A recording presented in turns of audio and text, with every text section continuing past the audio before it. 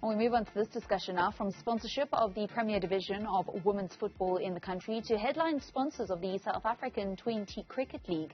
Sports betting platforms have settled into the sporting landscape, from rugby to athletics. It's a boost needed for sport, but there's some concern, especially after England's Premier League announced earlier this year that sports gambling companies will be banned from the 2026-2027 season from having their logo on the front of team shirts.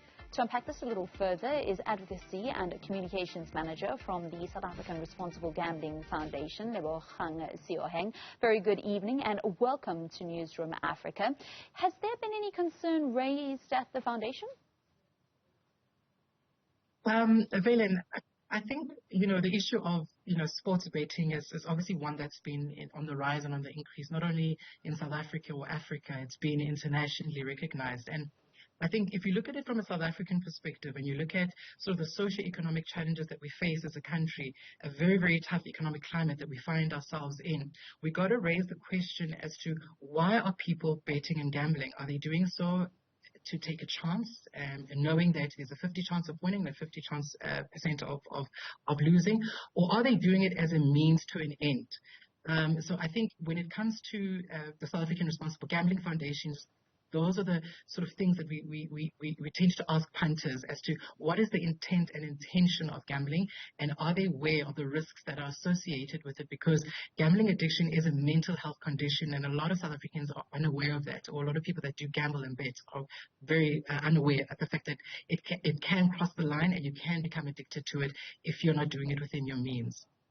We'll unpack that a little bit further on, but I did chat earlier on to Mwile Ndlovu, who is a sports finance researcher and the man behind Cash and Money. And he spoke about the fine line that sports entities and the sport betting platforms have to walk. Here's what he had to say. We've seen it in Spain, where to a point almost every team in Spanish La Liga and the second division had a sports betting partner, and the league eventually ended up, stopping teams from being able to do that, and they banned sports betting sponsorship of teams.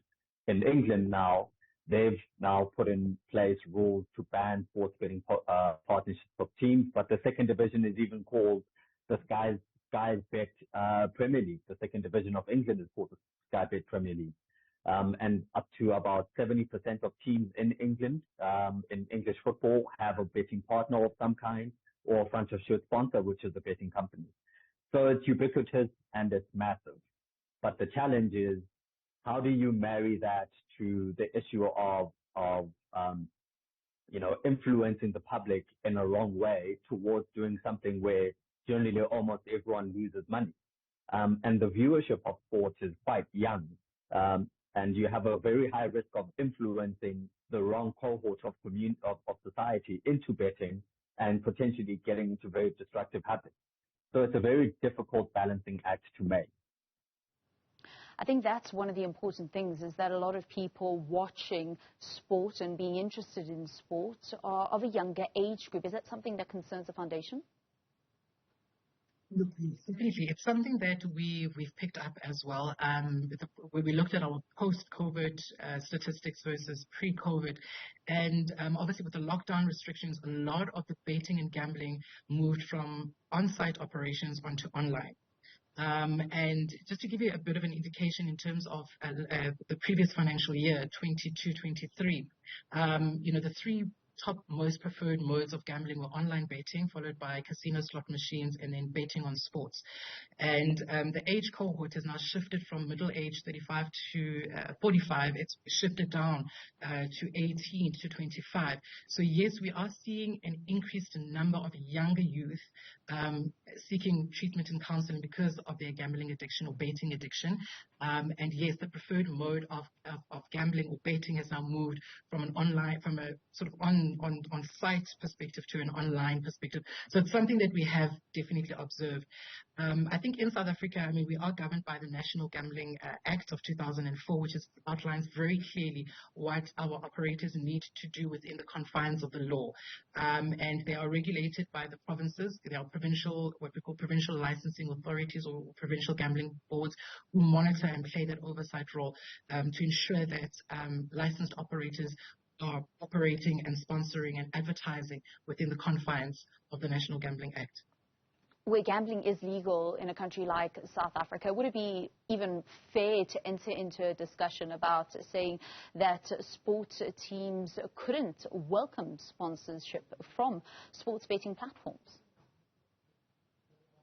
I think, it's a catch-22 situation, Valen. I think, the sporting codes do need the financial support in order for them to be able to carry out, the work that they do in that space. And if betting companies are wanting to sponsor that, there is a brand alignment, because, they do offer platforms for you to then bet on certain sporting codes. So definitely from a brand perspective, there is definitely brand alignment there. But I think where we need to be more cautious about and really re-emphasize that it's doing it responsibly.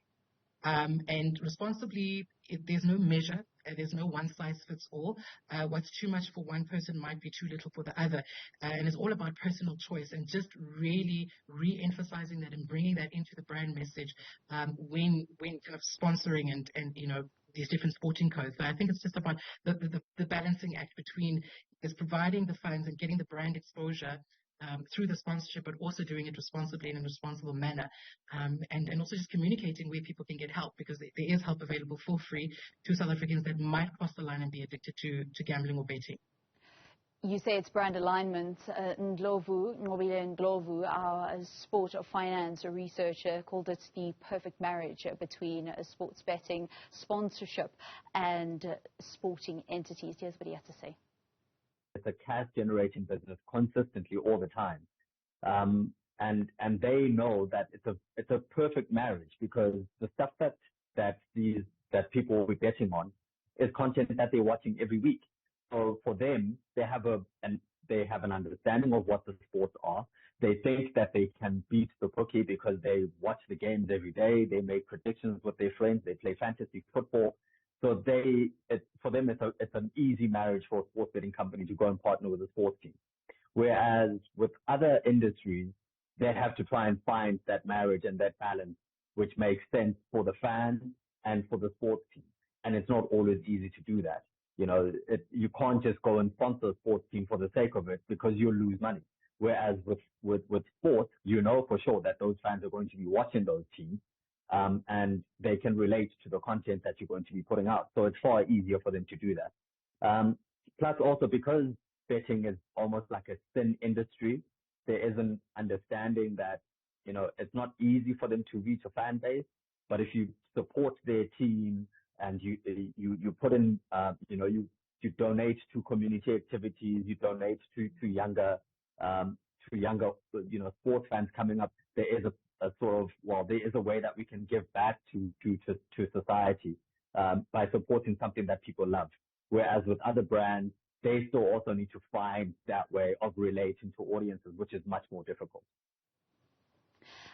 Lebo, you mentioned the tight legal framework that a lot of these sports betting platforms and companies actually have to do their business within, which actually does make it a safe industry.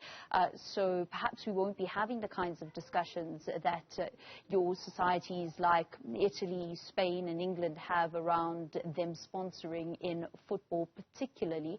Can you explain a little bit about that legal framework? I think it's just going back to what the previous guest was saying, where he said it's a thin industry, and I think that's part of the problem why a lot of people don't come out for help, because it's stigmatized. I think, as I said to you, gambling addiction is a mental health condition like any other, and like any other addiction that might be there, which is alcohol, drugs, etc. So I think when we start to stigmatize the industry of gambling and betting as a sin, that's where the problem then becomes, because then people then shy away from coming out. Other forms of addiction, you can physically see them, like alcohol and drugs, but with gambling, you really can't. So I think I disagree with the sin industry sentiment there. But with regards to the legal framework that operators you sort of work within, I mean, that's again in the National Gambling Act, and it's very clear that they need to stay within the confines of the law. One of the things that is mandatory as well, which is a legal compliance from the operator side, is they have to carry the National Responsible Gambling Program toll-free 0800 line at the bottom of every advert that they do, as well as any sort of print or broadcast advertising that they might be doing. So I think again, as much as they're doing a wonderful job in terms of sponsoring the sporting codes, and definitely there is definitely brand alignment. We can't refute that. But I think again, it's about how do we then. Mobile and Ndlovu spoke earlier on about the growth in the sports betting online, that it's actually, when it comes to gambling, it has become the #1 choice for many people that do enjoy that form of entertainment. Here's what he has to say. I do see that there is a possibility that the floodgates will open in football now that 10Bet has taken up that sponsorship of Golden Arrows and SAFA. But with teams needing money, but with legislators also needing to protect society, I wouldn't be surprised if taxation starts going up at some point, if there are real murmurs in society around government having to step in to help consumers and to protect them from betting companies. Because, I mean, if you look at just the numbers, the sports betting industry has grown 45% between 2021 and 2022, 53% between 2022 and 2023. It is now the largest sector in the gambling sector of all sectors. It's the largest, sports betting. It's huge now. It's bigger than casino. It's bigger than everything else. It owns a 50% share of the entire gambling market is sports betting. So it's massive. And I wouldn't be surprised at some point in the next, especially because it's also a great tool. It's a great political tool as well. I would not be surprised if we start hearing some murmurs in the next couple of years and the next year or two. It's a bit too late now because I don't hear any political campaigns around it, but I'm not surprised in the next political cycle whether we start hearing about murmurs about restricting sports betting. And the voice behind cash and money, Mobile Ndlovu.